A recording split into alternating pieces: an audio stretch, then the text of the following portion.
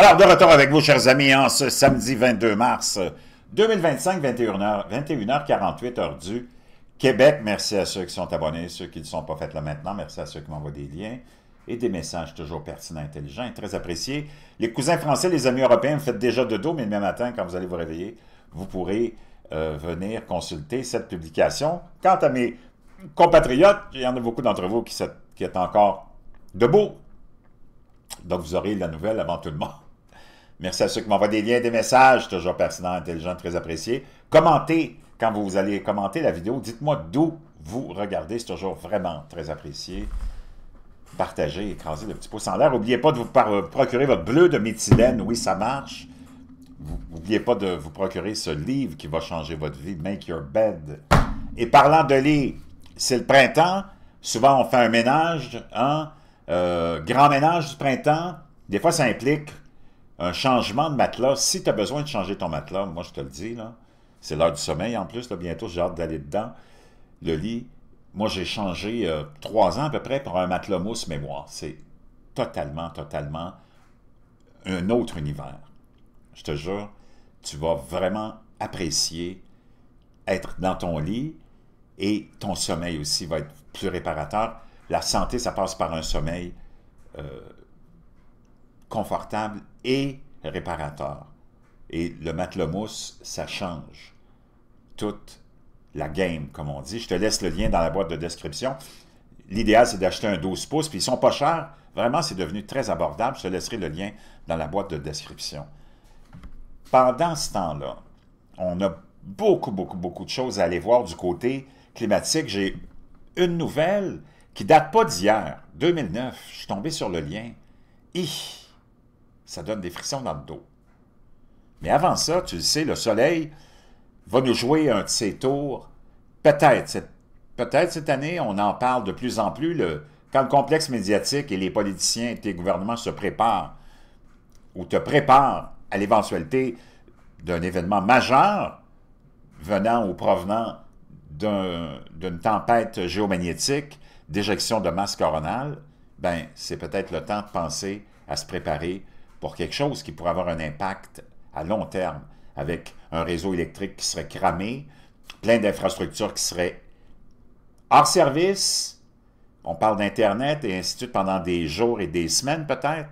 Je peux te dire une chose, il n'y a personne qui est prêt à ça, puis on est loin d'être à l'abri de ça. Au contraire, éjection de masse coronale dirigée vers la Terre, ça s'est produit dans les dernières heures du 21 mars, et ça pourrait arriver ici sur la Terre et avoir un impact autour du 23-24 mars. Ça pourrait déclencher, on pense, des tempêtes de type G3, qui sont des tempêtes qualifiées de fortes quand même, et ça c'est émis par le Centre de prévision spatiale SWPC de la NOAA.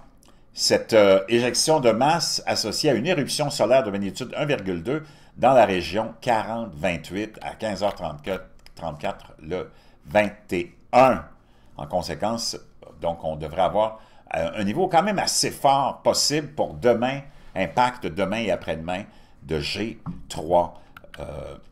Dans des conditions de tempête géomagnétique de forte intensité, les réseaux électriques peuvent subir des irrégularités de tension et les dispositifs de protection peuvent déclencher de fausses alarmes en raison des courants induits.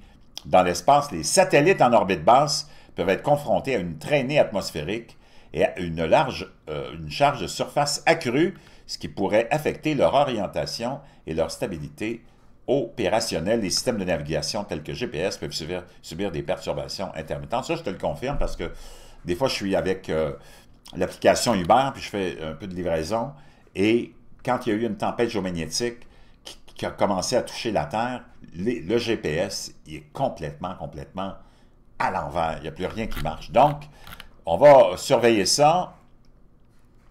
On parle du seuil de la tempête géomagnétique modérée G2 qui a atteint aujourd'hui à 2h59, le 22 mars, avant de redescendre à G1, mais on s'attend avec les vents qui sont puissants à ce que le 23, on puisse peut-être se retrouver avec quelque chose de plus sérieux comme G3. Pendant ce temps-là, beaucoup d'activités volcaniques aussi et d'activités sismiques ont été signalées.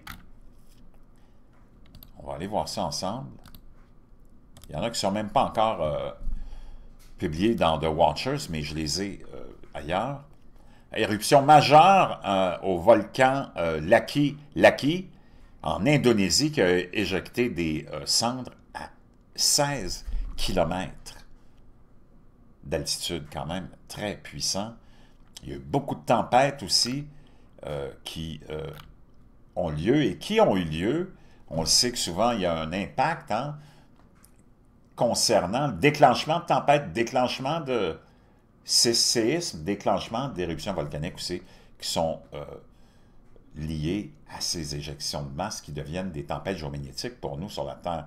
Inondations qui forcent plus de 10 000 évacuations en Malaisie. Tremblements de terre de magnitude 6,2 qui ont frappé les îles Andrianov en Alaska. Tremblements de terre peu profonds. Et là, ils viennent d'être enregistrés sur The Watchers. De 6,2 qui a frappé le sud du Panama. Ça, sans compter toutes les autres tempêtes qui se produisent en ce moment, autant en Europe qu'aux États-Unis. On avait quelque chose aussi en Espagne. J'ai vu quelque chose concernant l'Espagne. Tempête Martino, qui fait du mois de mars 2025 le mois le plus pluvieux jamais enregistré à Madrid, en Espagne. Eux qui se plaignaient de la sécheresse l'an dernier, apparemment, ben, ça va peut-être venir régler une partie de leur problème de sécheresse. On sait que les rayons cosmiques galactiques ont augmenté d'à peu près 19%. Ça, c'est aussi dû à l'affaiblissement de la magnétosphère, aussi l'émergence de ce 25e cycle du solaire, et même dans le 24e cycle, qui était quand même pas trop actif. Tu as quand même toujours un sommet de maximum dans le cycle de 11 ans, et dû au fait que la magnétosphère s'affaiblit, on a eu beaucoup de vent et de rayons cosmiques qui sont remplis de neutrons, protons et d'autres particules.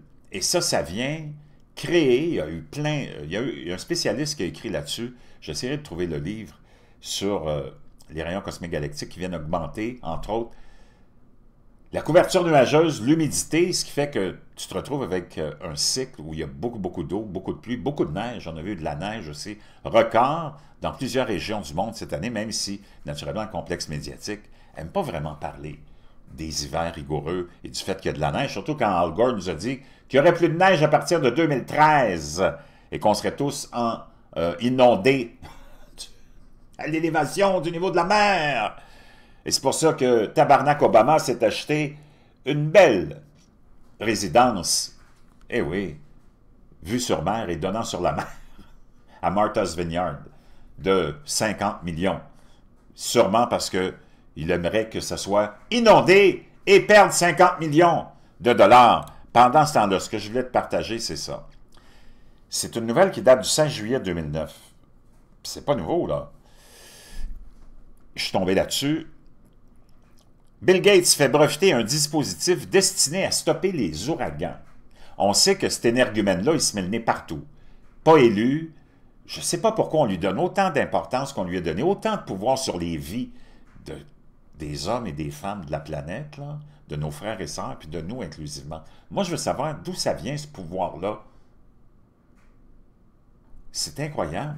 Comment on a pu donner du pouvoir à des gens comme Bill Gates, à des gens comme George Soros, je fais juste nommer ces deux-là, qui ne sont pas des entités très positives.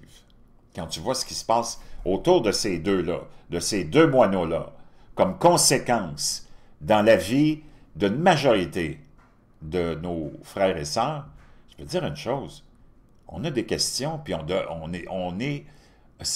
a droit à des réponses, mais tu les auras jamais, ces réponses-là.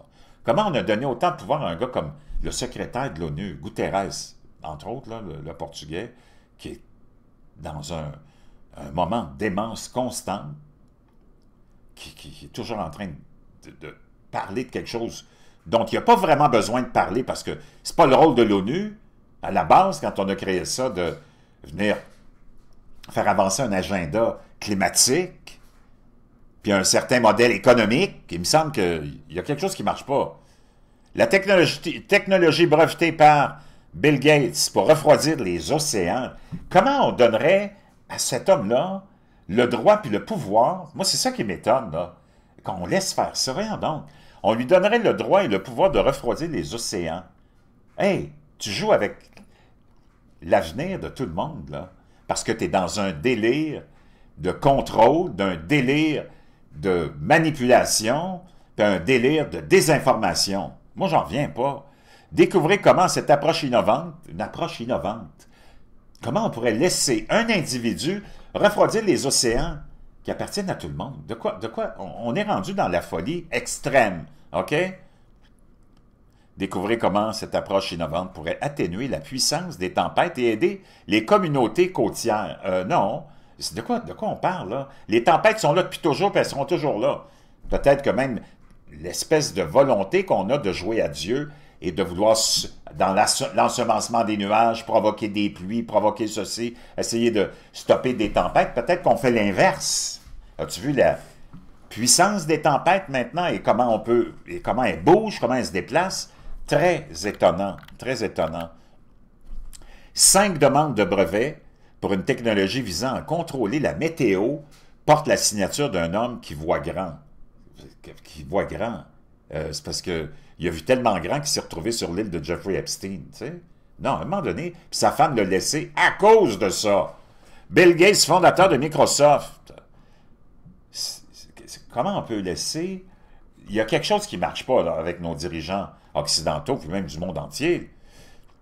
Les demandes rendues publiques la semaine dernière, donc en 2009, par l'Office américain des brevets, décrivent des dispositifs flottants capables de réduire la force des ouragans en captant l'eau chaude de la surface de l'océan et en la canalisant vers les profondeurs grâce à un long tube.